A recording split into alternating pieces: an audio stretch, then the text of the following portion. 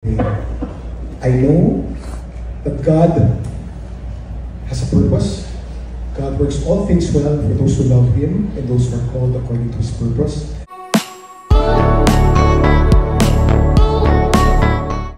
Kuya Kim, pinasalamatan ang 19 na taon na nakasama si Eman. Sa loob ng 19 years, millions of people ang mga na-inspire ni Eman. Kaya talagang proud na proud si Kuya Kim sa kanyang anak. 2 days nga lang ang magiging week ni Eman, November 3 at 4.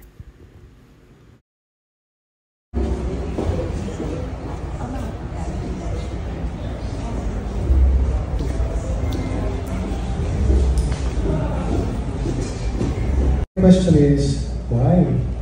Why, Lord? Why?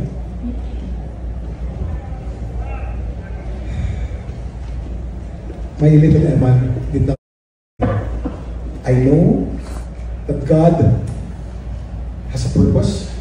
God works all things well for those who love Him and those who are called according to His purpose.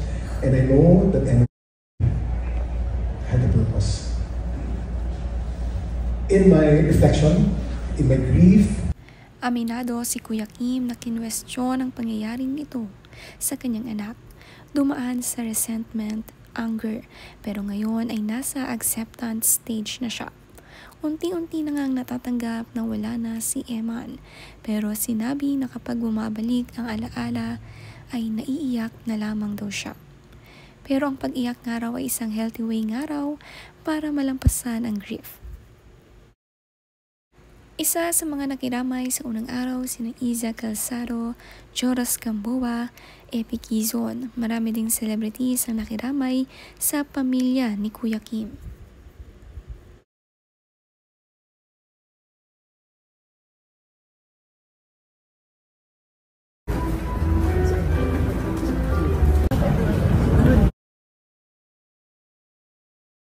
Makikita rin dito sina Karen Davila, Gretchen Ho.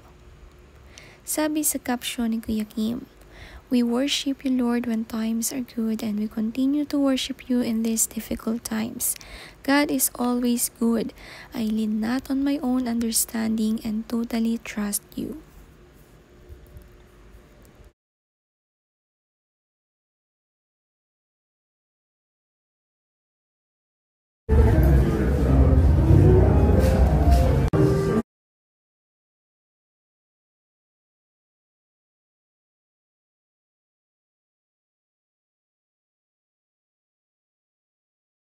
Si Gretchen Pulido rin nakiramay at pinasalamatan si Kuya Kim na pinayagan siya mag-interview. Sabi niya sa caption, "Rest in peace, dearest. Emansky will love you forever. What a beautiful setup for Eman. Thank you, Kuya Kim, for allowing me to interview you for ABS-CBN and TV Patrol. Lots of love, family."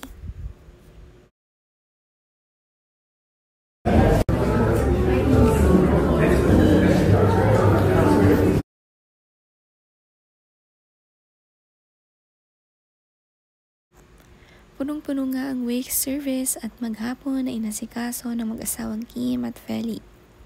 Binanggit din ni Kuya Kim na nakatanggap ng letter mula sa American friend ni Eman. At sabi nga dito, "I have a story to tell you.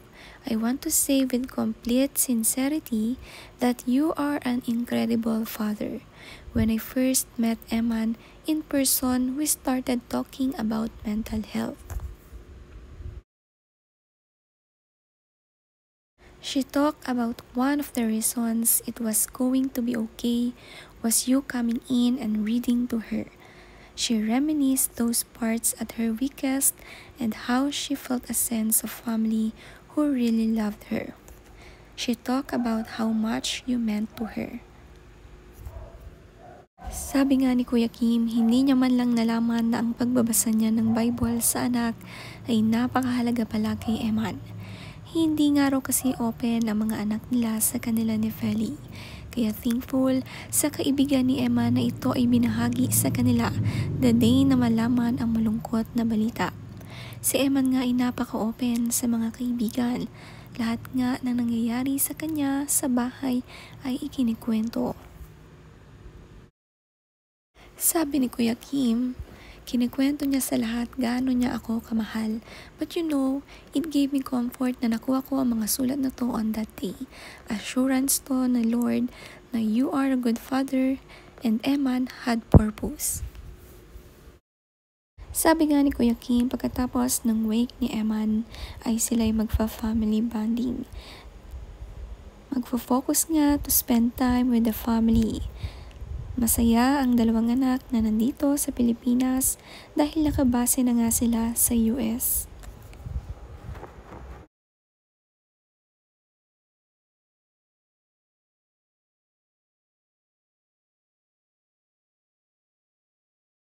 Ito naman ang huling mensahe ni Kuya Kim sa kanyang anak. Eman, mahal na mahal ka ni Papa. Papa loves you so much. You surprised us with this last thing that you did. I just know I'll see you soon, but we'll see you when our time comes. We can't wait for that day because we'll be with you again. Thank you for the 19 years you gave Papa and Mama, Jose and Eliana. We may not have shown you as much love when you're alive, but we love you so much.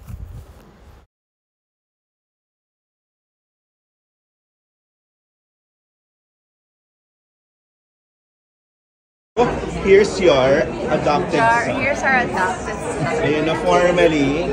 So since you're empty nesting, I know. so when there's no one in the house, you be Yeah, you there. can stay in Eman's room. Okay. Joros Gamboa, matagal na raw palang gustong amponin ni na Kuya Kim at Feli. Very close. Daw talaga si Joros, napakabait at talagang malambing na bata. Tinawag nga nilang pambansang best friend at lucky charm ng bayan. Nakakatuwang sinabi ni Feli na pwede nga raw magstay sa room ni Eman itong si Joros.